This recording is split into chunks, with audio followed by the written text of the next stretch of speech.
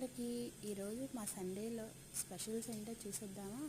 ఇలా చికెన్ తెచ్చారండి మా హస్బెండ్. దాన్ని నేను మ్యారినేట్ చేసి పెట్టాను.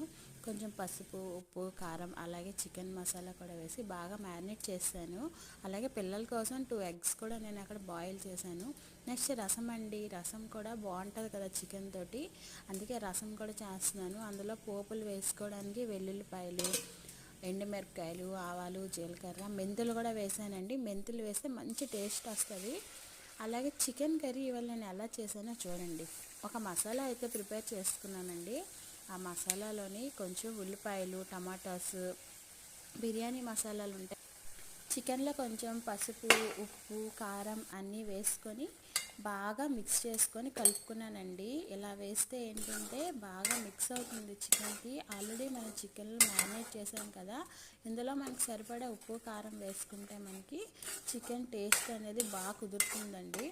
ఇదంతా బాగా ఫ్రై అయ్యాక అందులో నేను చికెన్ కూడా వేసేసి కొద్దిసేపు బాగా కలుపుకొని లిడ్తో క్లోజ్ చేస్తానండి.